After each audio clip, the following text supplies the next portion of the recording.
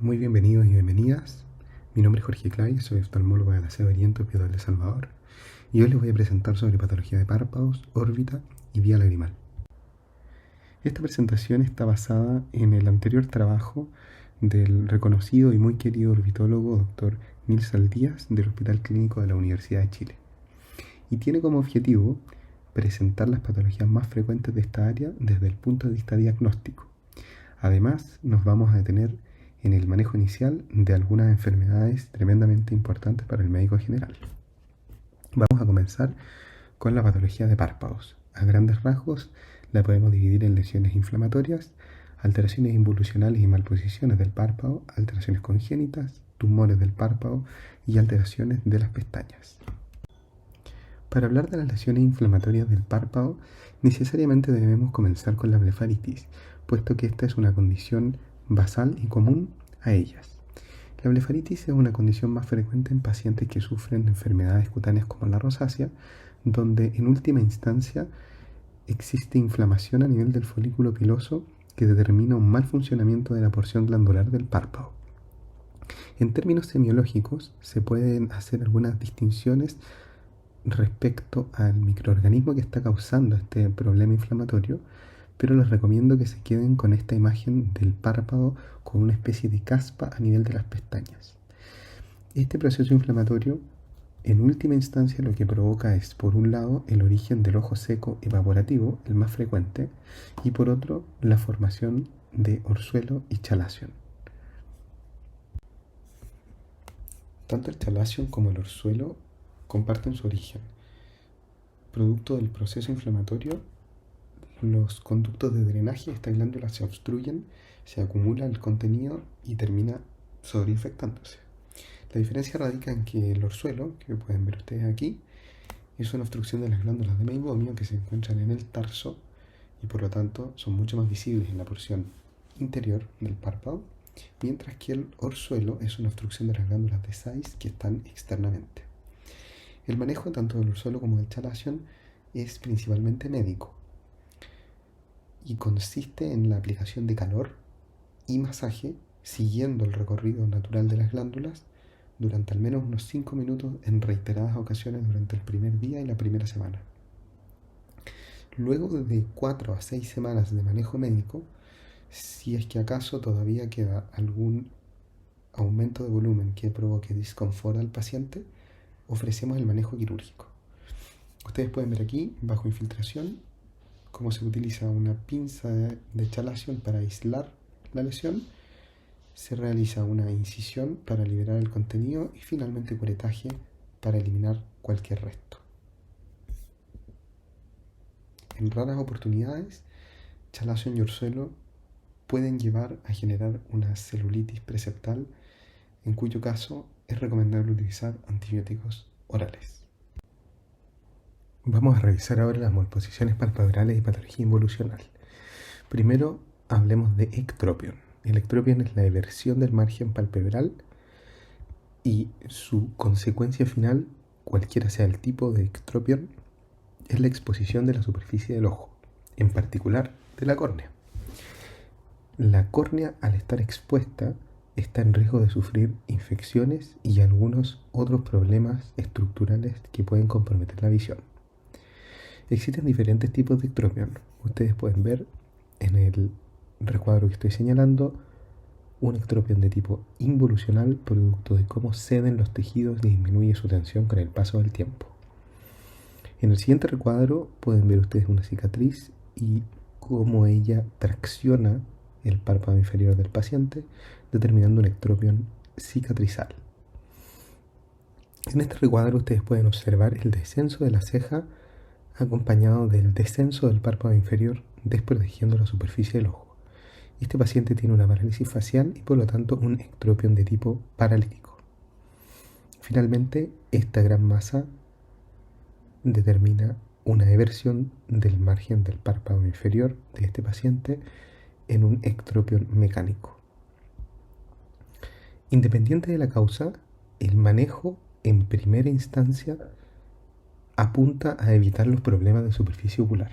Por lo tanto, una buena recomendación sería utilizar lágrimas artificiales sin preservantes 3 veces al día e instruir al paciente para aplicarse una gota cada vez que sienta malestar durante el día. En los casos más severos, además de reforzar la necesidad de realizar cirugía, pueden añadir gel de lágrima artificial en la noche para proteger la exposición durante el dormir. Otra malposición palpebral es el entropión. En el entropión el borde palpebral está invertido y habitualmente las pestañas actúan como cuerpo extraño, rozando, erosionando la superficie del ojo.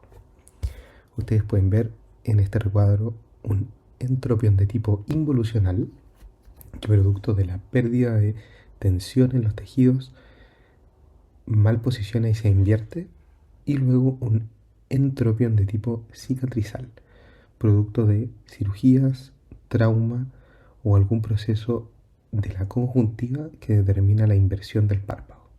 En este tipo de patología también lo importante es acompañar con lubricación al paciente, además de reforzar la necesidad de cirugía, que es el tratamiento final. En las alteraciones involucionales destaca la dermatochalasis, que es la redundancia de piel del párpado superior, producto de la edad. En la foto de la izquierda ustedes pueden ver un párpado que está muy descendido, sin duda determinando una alteración estructural del campo visual de la paciente, y luego pueden ver la postblefaroplastia superior, que es una cirugía que reseca un losango de piel redundante. Esto no es lo mismo que tosis. La tosis es la disminución de la distancia entre el reflejo y el corneal y el margen palpebral. Ustedes pueden apreciar en esta fotografía una notoria asimetría entre ambas alturas palpebrales. A grandes rasgos, la tosis se puede clasificar en involutiva, neurogénica, miogénica y mecánica.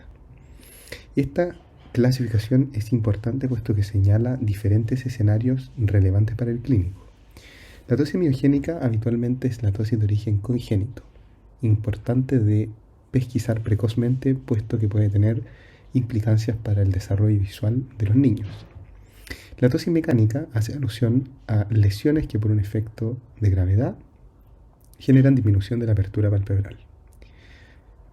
Finalmente, la tosis neurogénica es de especial atención puesto que nos señala situaciones en las cuales una aparentemente inocua asimetría de los párpados puede estar en realidad siendo una manifestación de una enfermedad grave, como el caso de los tercer par con pupila o la miastenia gravis, que tienen ambos patrones característicos en la clínica. La tosis involutiva suele solucionarse con la corrección de su problema de origen, que es la desinserción de la aponeurosis del músculo elevador del párpado, señalada con la flecha azul en esta fotografía. En la cirugía se accede a través del pliegue de belleza, se diseca cuidadosamente los planos hasta llegar a esta imagen y finalmente se reinserta la aponeurosis del músculo elevador del párpado al tarso señalado aquí con la flecha blanca. Vamos a pasar ahora a revisar las alteraciones congénitas de los párpados. Es importante reconocer este tipo de lesiones principalmente por dos razones. La primera es poder inscribir al paciente en un contexto sindromático, y el segundo es poder pesquisar si el paciente tiene o no alteraciones de la superficie ocular derivada del mal posicionamiento de los párpados. La primera alteración que vamos a revisar es el epicanto. Este consiste en un pliegue en la región cantal medial que cubre esta región parcialmente, principalmente dada por una inmadurez del desarrollo de los huesos de esta zona, o a veces por un verdadero exceso de piel que se pliega en esa zona. Esta característica puede ser normal en los fenotipos asiáticos o puede estar inscrito en síndromes como la blefarofimosis. La segunda alteración es el euriblefaron. Esta alteración se caracteriza por un aumento del largo horizontal del párpado con un acortamiento vertical que determina exposición en la zona lateral e inferior de la superficie del ojo. Esta alteración también puede estar en un contexto sindromático, como la blefarofimosis, y su resolución es quirúrgica en caso de compromiso de la superficie del ojo. El epibléfaro es una condición de los párpados inferiores, donde ustedes deben con detalle poder distinguir las pestañas en una posición vertical.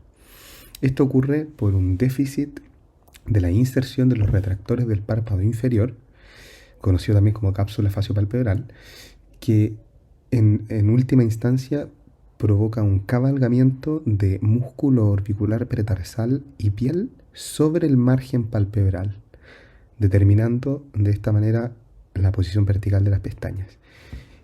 Esta alteración palpebral congénita puede provocar, como es de esperarse, problemas de superficie ocular por el roce con las pestañas. Sin embargo, es menos grave y frecuente de lo que puede parecer, siendo muy frecuente solamente esperar más que intervenir quirúrgicamente al paciente. El desarrollo del tercio medio facial finalmente contribuye a resolver este problema sin necesidad de intervenir. El coloboma es literalmente la ausencia de un tejido producto de un defecto de cierre embriológico y tiene en general dos presentaciones que son importantes de saber. Un coloboma superior y nasal, como el que muestra esta foto de párpado, generalmente se asocia a un problema aislado, no sindrómico, mientras que los colobomas de párpado inferior se asocian habitualmente a otros síndromes como el Goldenhar o a malformaciones de vía lagrimal. La resolución de estos pacientes es quirúrgica por los problemas tanto de superficie como visuales que pueden tener. Continuaremos hablando sobre la patología tumoral benigna de los párpados. En esta foto ustedes pueden apreciar un nevo palpebral. Los nevos palpebrales son lesiones comúnmente encontradas en la región periocular. Habitualmente no son fáciles de reconocer en el nacimiento, van apareciendo durante la infancia y suelen hiperpigmentarse durante la pubertad. Estas lesiones son benignas y además de los elementos dermatoscópicos que exceden esta presentación, hay dos elementos clave que creo deben tener para evaluar una lesión pigmentada en el borde del párpado. La primera tiene que ver con el crecimiento y la duración de la lesión, y la segunda con dos características propias de la lesión.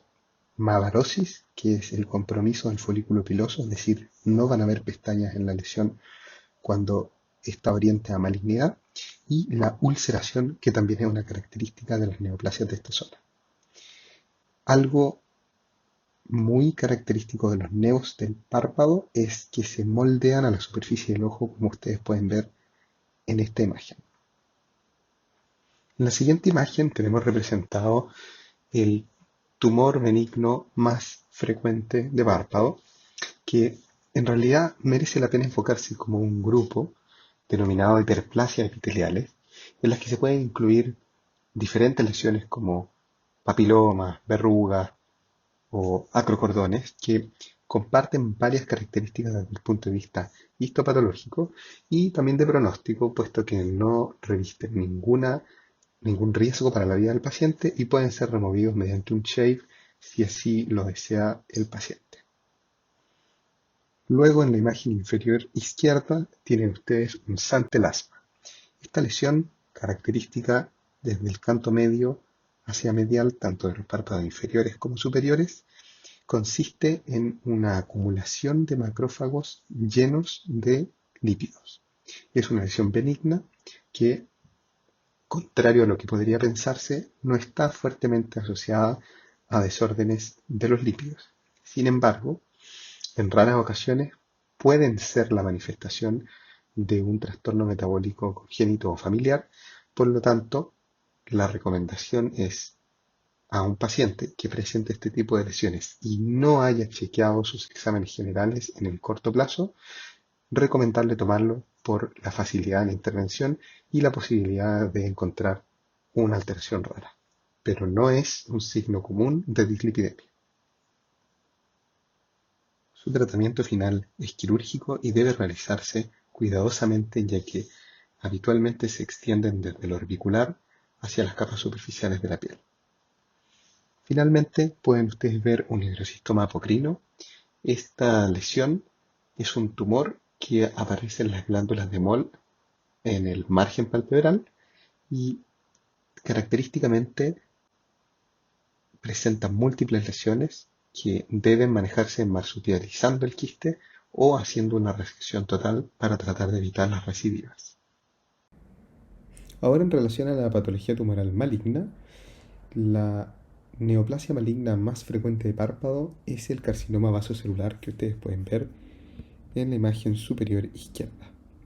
El carcinoma vasocelular es alrededor del 95% de los tumores malignos de párpado y habitualmente se localiza en el canto medio o en el párpado inferior, como pueden ver ustedes. El carcinoma vasocelular tiene diferentes fenotipos, como el nodular, el ulcerativo, pigmentado, morfeiforme. Ustedes pueden ver aquí un tipo nodular, que es la lesión semiológicamente característica con vasos telangiectásicos y bordes perlados. Y la gran diferencia con los otros fenotipos es la dificultad en realizar una excisión de márgenes limpios. Habitualmente, el manejo de esta patología debería realizarse por un dermatólogo que realice cirugía micrográfica de Mohs y luego por un profesional bien capacitado para realizar reconstrucciones funcionales del área resecada. La segunda lesión maligna más frecuente es el carcinoma espinocelular o escamoso, que pueden ver ustedes en la imagen superior derecha.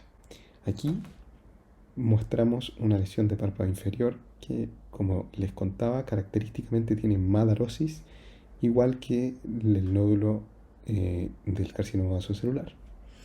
El carcinoma espinocelular está fuertemente asociado a exposición UV y es bien conocida su relación con la inmunodeficiencia. Este tipo de cáncer es mucho más agresivo que el carcinoma vasocelular, que tiene poco o nulo riesgo de metástasis y más bien realiza problemas regionales cuando avanza. En cambio, el carcinoma espinocelular puede hacer metástasis linfáticas por sangre o directamente a través de los nervios. Es por lo tanto un tumor que requiere un enfoque multidisciplinario y cuando existen recidivas es habitualmente necesario entrar a conversar con un cirujano de cabeza y cuello, requerir exenteraciones orbitarias o disecciones ganglionares que son bastante más complejas. El manejo también se realiza en la cirugía primaria con resección por cirugía micrográfica de Mohs y reconstrucción por un cirujano entrenado. Luego, aunque tremendamente infrecuente, pueden ver ustedes en la siguiente imagen un carcinoma de glándulas sebáceas. Este tumor, a pesar de ser muy raro, es tremendamente importante de entender e integrar en los diagnósticos diferenciales de tumores de párpado, puesto que es terriblemente maligno y potencialmente letal. Es un tumor que aparece de las células de las glándulas de meibomio del plato tarsal y es más frecuente en mujeres y se origina casi el doble de frecuente en el párpado superior que en el párpado inferior. Esto atribuible a la mayor cantidad de glándulas de meibomio que hay en el plato tarsal superior respecto al inferior. El tratamiento es una resección amplia con un enfoque 100% oncológico y lo importante es que esta lesión puede enmascararse cuando el paciente presenta múltiples episodios de chalación, puesto que es una lesión del mismo grupo glandular. Por lo tanto, el corolario es que un paciente que tiene chalación a repetición, si bien lo más frecuente es que mantenga un cuadro de blefaritis que perpetúe el problema, debe entrarse a sospechar un carcinoma de glándulas sebáceas y debe realizarse una biopsia con un enfoque 100% neoplásico. Finalmente, observen esta lesión que corresponde a un melanoma. Los melanomas son cánceres cutáneos infrecuentes, pero son los que causan la mayor carga de mortalidad asociada a cáncer cutáneo. Los melanomas primarios de piel de párpado son extremadamente raros, pero merecen la atención puesto que requieren un enfoque totalmente distinto a los otros cánceres que hemos visto. Los melanomas deben sospecharse en cualquier paciente que tenga más de 20 años con una lesión pigmentada adquirida. Si bien estos pueden aparecer también de nevos que tenga el paciente previamente, no solamente como lesiones de novo. Las características de los melanomas en general son pigmentación irregular, variable, con bordes irregulares que pueden presentar ulceración y sangrado. El enfoque terapéutico parte una vez que se haga una derivación correcta a un dermatólogo bien entrenado en oncología cutánea, y el tratamiento debe ser guiado en un comité oncológico reuniendo a los profesionales mejor capacitados para hacerlo. Finalmente, pero no menos importante, vamos a hablar de las alteraciones de pestañas. En términos generales existe la triquiasis y la distiquiasis, que en principio parecen dos fenómenos muy similares por el nombre, pero tienen más bien bastantes diferencias. Vamos a empezar con la distiquiasis. Este es un fenómeno que puede ser congénito, con algunos patrones incluso autosómicos dominantes descritos, o adquiridos, y se caracteriza por una segunda fila de pestañas. Si se fijan en esta foto, estoy mostrando un paciente con una blefaritis que tiene una segunda fila de pestañas adquirida por la inflamación y la alteración de la estructura del párpado, y aquí tenemos la foto de un paciente pediátrico donde hay una segunda fila de pestañas que más bien parece un pequeño parche, que sería algo congénito. Estas pestañas, por ejemplo en el caso pediátrico, pueden ser muy finitas y bien toleradas sin generar mayores síntomas de superficie, o en este caso adquirido pueden ser grandes y comprometer la integridad de la superficie del ojo. El manejo inicialmente con lubricación de la superficie ocular, remoción mecánica de la pestaña que está generando el problema, y va subiendo escalonadamente hasta llegar a manejos quirúrgicos más invasivos. La triquiasis, por otro lado, es la orientación, la inversión de la orientación de las pestañas hacia la córnea. Es una condición 100% adquirida, no congénita. Puede ser idiopática, eso sí, pero en general se asocia a trastornos severos como causticaciones, Steven Johnson, pemphigoide ocular, cosas de ese estilo.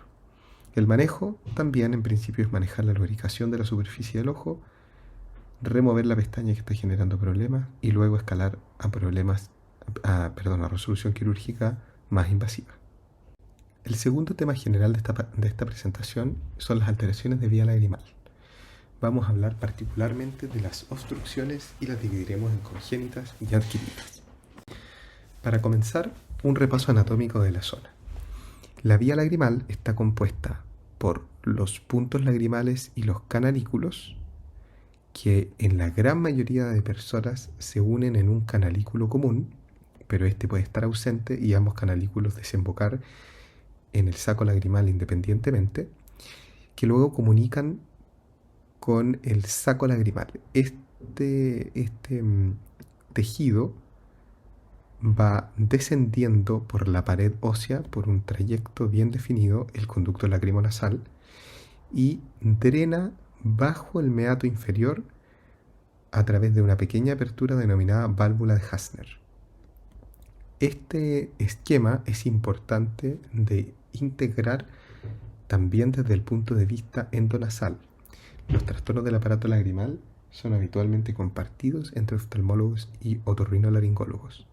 Desde un punto de vista endonasal, ustedes pueden ver cómo la válvula de Hassner drena bajo el meato inferior, y también pueden ver otro reparo anatómico importantísimo que tiene que ver con la resolución quirúrgica de las obstrucciones de vía lagrimal en el adulto. Este es el meato medio y su relación con el saco lagrimal, que es donde vamos a construir una osteotomía para poder liberar la obstrucción de vía lagrimal.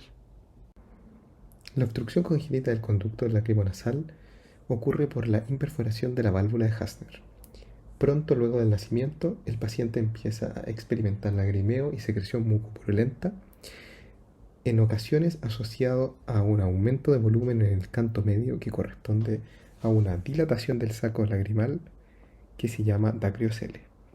Es importante no puncionar ni manipular este tipo de lesiones, puesto que tienen una gran similitud con lesiones como el meningoencefalocele. Desde el punto de vista diagnóstico, siempre que un paciente pediátrico consulte por lagrimeo, es importante mantener en cuenta el glaucoma congénito. Por lo tanto, cuando un paciente presente clínica de lagrimeo, hay que averiguar respecto a malformaciones oculares en la familia, algún historial como catarata congénita y también tratar de estimar los diámetros corneales, puesto que suelen estar aumentados y el glaucoma congénito, aunque bilateral, suele ser asimétrico. El 90% de las obstrucciones de vía lagrimal resuelven espontáneamente o acompañados de masajes de Krieger durante el primer año.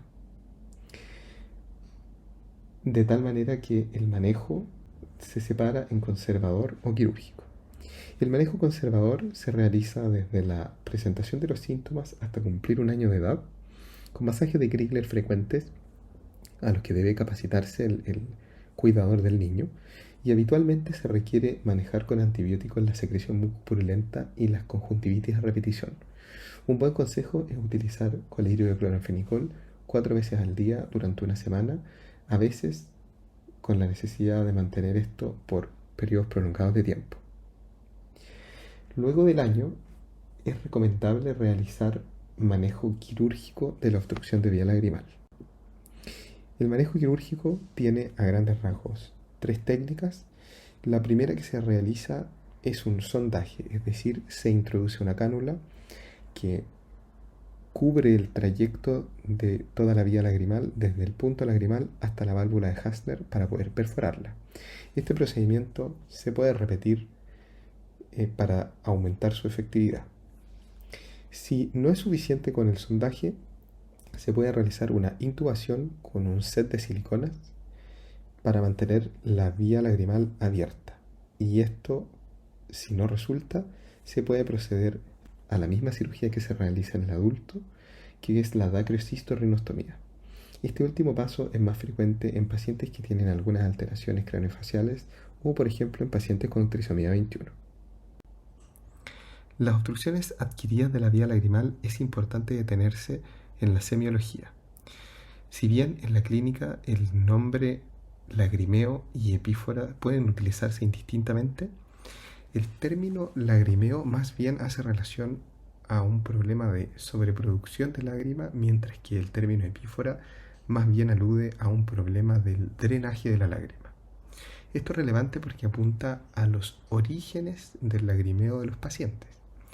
En términos de frecuencia, la principal causa de lagrimeo es el ojo seco y evaporativo, seguido de las malposiciones palpebrales que causan también un lagrimeo reflejo por alteraciones de la superficie del ojo, y en un tercer lugar las obstrucciones de vía lagrimal.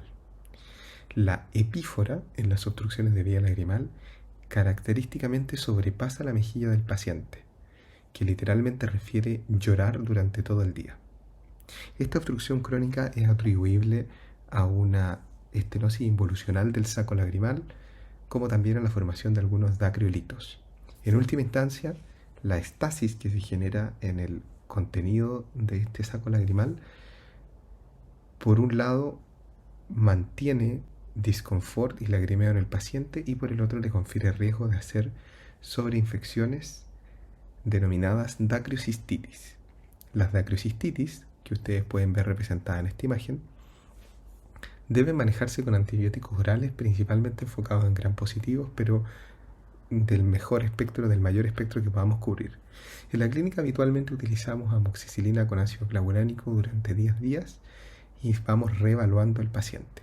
El drenaje de estas lesiones, si bien pareciera invitarnos a hacerlo, es desaconsejado por el riesgo de extender la celulitis. Sin embargo, cuando el paciente presenta demasiadas molestias asociadas a la distensión del saco lagrimal, puede realizarse una pequeña incisión para liberar ese malestar. Finalmente, para resolver esta obstrucción crónica de la vía lagrimal, debe realizarse un procedimiento quirúrgico a través de una incisión en la piel que va a construir un nuevo camino a través del hueso, desde los puntos lagrimales bajo el meato inferior. Se deja intubado la nueva vía lagrimal con la cual el paciente debería gozar de no tener infecciones y disminuir notablemente su lagrimeo. Vamos a pasar a la tercera sección de este seminario, que es la patología de órbita. La patología de órbita podemos clasificarla en congénita, inflamatoria, infecciosa, vascular, traumática y tumoral. Es necesario tener una orientación distinta para el diagnóstico de la patología orbitaria.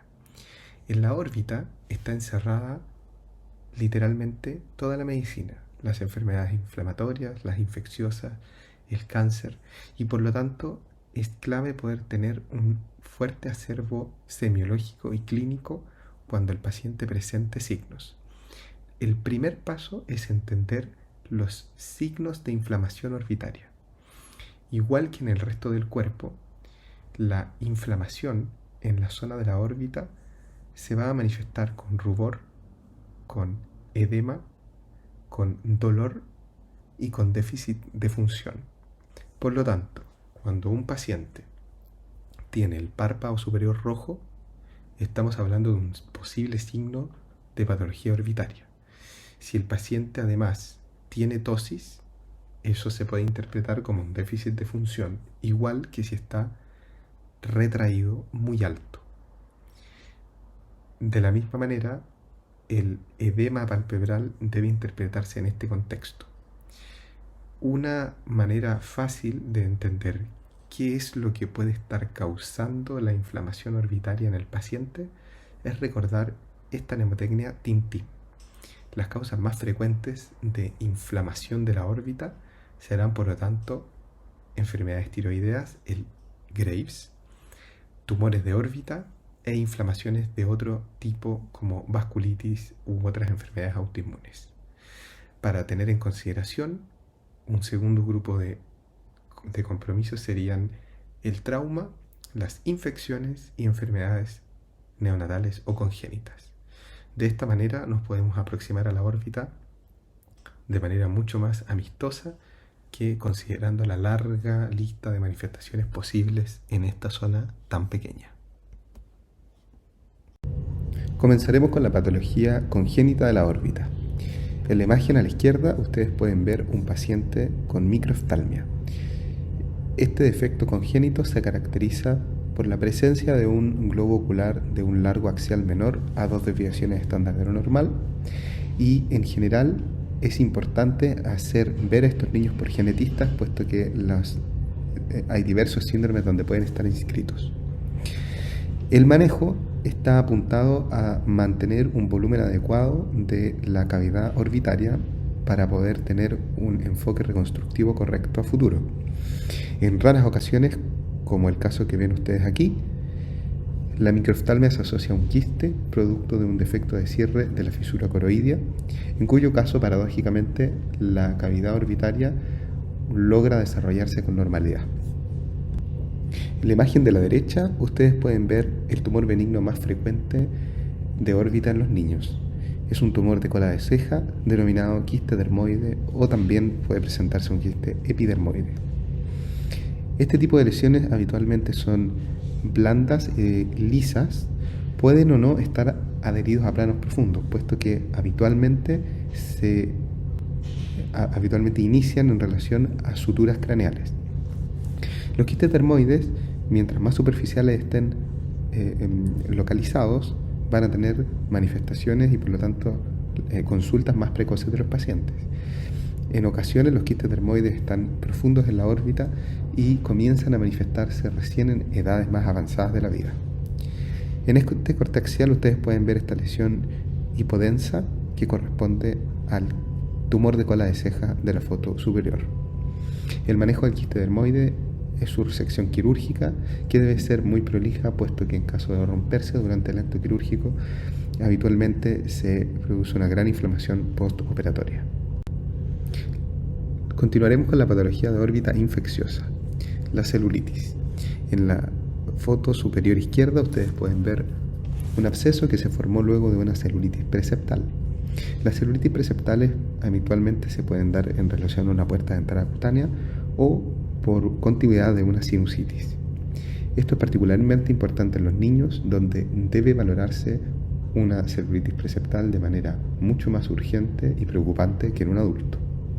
El manejo consiste en el uso de antibióticos enfocados en gram positivos, pero también en hemófilos cuando estamos en el contexto pediátrico, y generalmente dejamos al paciente antibiótico terapia oral con amoxicilina asociado a ácido clavulánico durante 10 días. Luego, el compromiso infeccioso puede estar hacia adentro de la órbita. En ese caso, utilizamos una estructura denominada septum para poder diferenciar las manifestaciones de una celulitis menos grave, preseptal, o de una celulitis grave que sería postseptal u orbitaria. Las celulitis orbitarias deben ser examinadas secuencialmente, buscando manifestaciones intraorbitarias severas. Lo más severo es el compromiso del nervio óptico y los signos que apuntan a que la infección se encuentra en el ápex orbitario. Las celulitis que comprometen el ápex orbitario suelen ser de mayor gravedad. Para evaluarlo, les recomiendo buscar el defecto pupilar aferente relativo, la visión de colores, la agudeza visual, para evaluar nervio óptico. Luego, para evaluar los movimientos de los músculos extraoculares, deben posicionar al paciente y hacerlo mover al menos en el eje horizontal y los ejes oblicuos. Van a notar una restricción cuando el ojo sano del paciente pueda seguir el movimiento, pero el enfermo no. En esta foto ustedes pueden ver un gran eritema palpebral que acompaña esta celulitis orbitaria. La diferencia clínica pasa entonces por el compromiso intraorbitario, llámese músculos extraoculares, exoftalmos o alguna manifestación de compromiso del nervio óptico. Además, las celulitis orbitarias suelen comprometer fuertemente el estado general y cursar más frecuentemente con fiebre. En esta resonancia en T1 ustedes pueden ver la formación de un absceso subperióstico de una intensidad muy similar a esta lesión sinusal que podemos pensar es una sinusitis. El manejo de los abscesos subperiósticos de techo y pared lateral es principalmente quirúrgico. En algunas oportunidades, cuando se forman abscesos de pared medial o del piso hacia medial, pueden ceder con antibiótico-terapia sistémica. El manejo de estos pacientes es hospitalizado en conjunto con infectología, otorrinolaringología y, por supuesto, usando antibióticos de amplio espectro endovenoso. Uno de los cuadros de patología orbitaria infecciosa más graves que pueden existir es la mucormicosis rino-órbito-cerebral. Esta enfermedad es una enfermedad micótica invasora que puede en ocasiones manifestarse inicialmente como una celulitis orbitaria.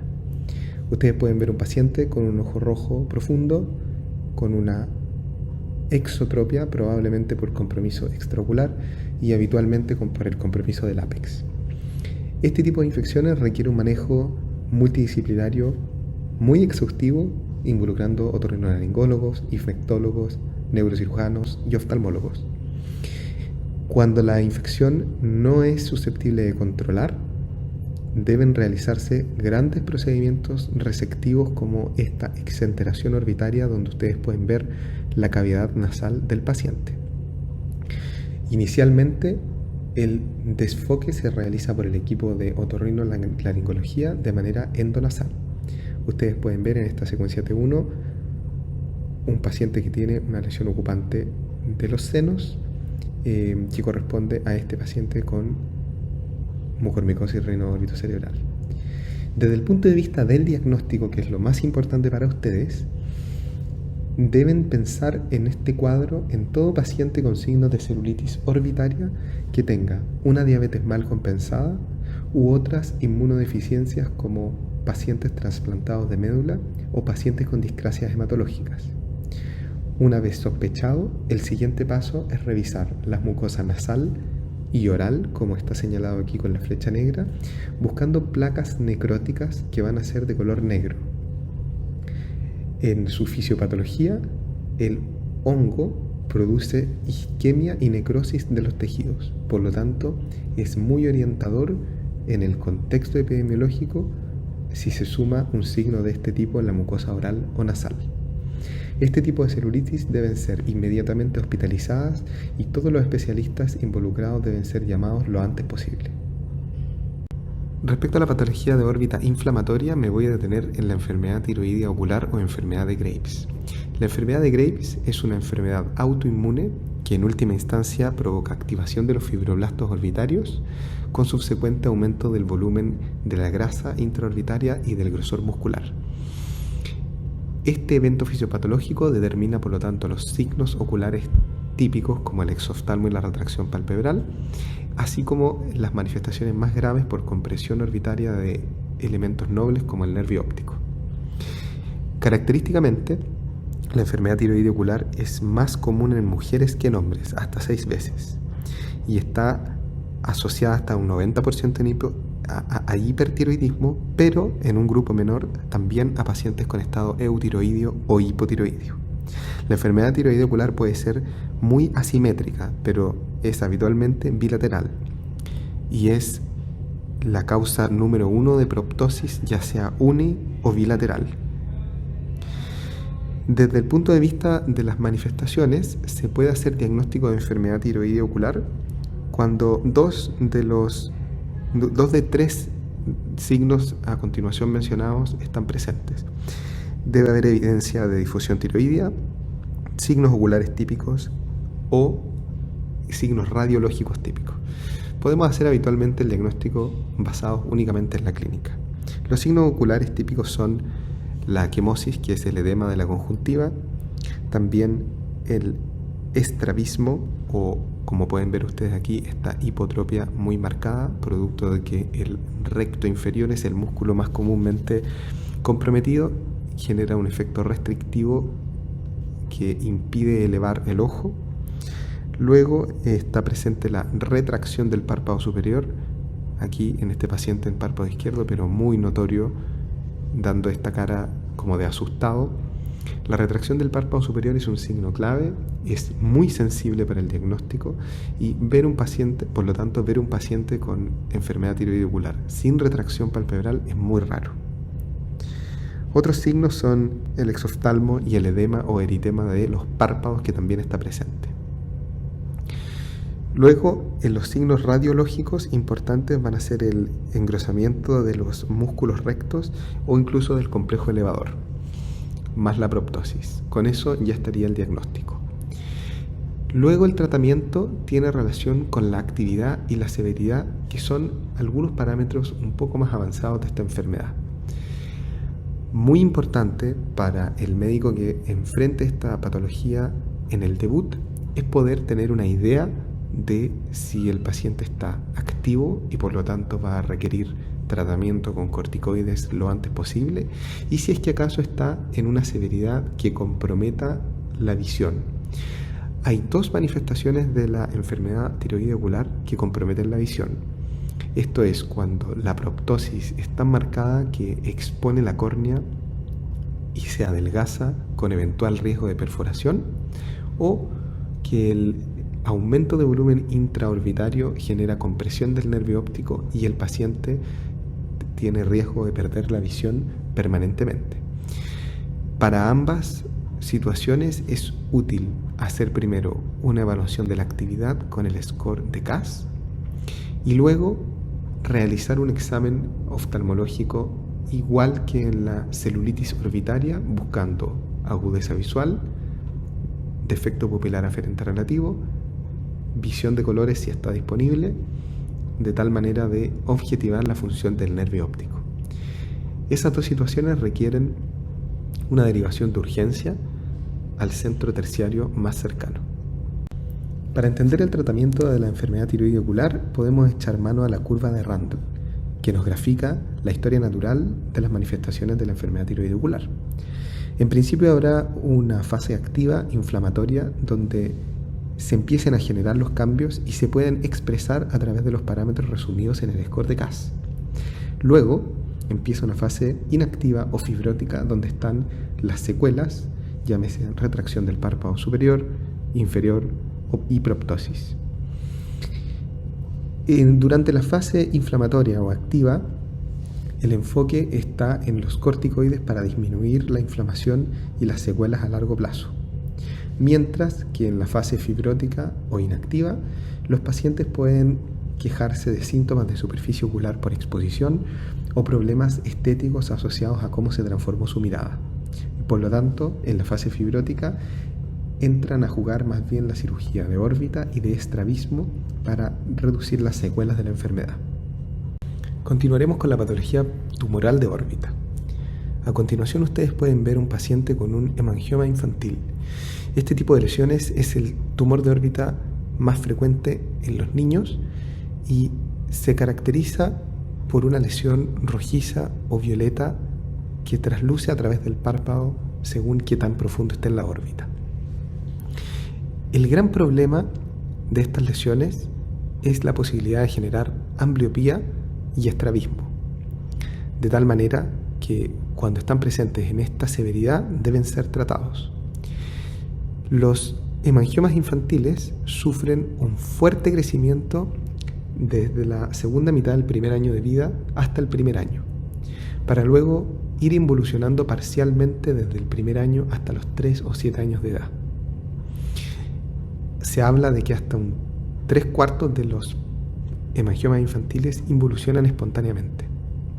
Cuando es necesario tratar, como en este caso, la primera línea de tratamiento es el uso de beta bloqueadores orales como el propanolol, y el tratamiento puede escalar hasta lo quirúrgico según sea necesario. Otro tumor de órbita importante de reconocer son las fístulas arteriovenosas. Característicamente se pueden ver vasos epidulvares dilatados y tortuosos con un exoftalmo pulsátil, si es palpado, asociado a frémito, que es audible. Este tipo de lesiones pueden ocurrir en relación a un trauma que genere la unión entre la arteria y la vena, así como también productos de iatrogenia en casos de procedimientos neuroquirúrgicos. Como tienen algunas complicaciones oculares asociadas, a veces es necesario tratarlo y habitualmente el manejo es por neurocirugía, utilizando cirugía endovascular.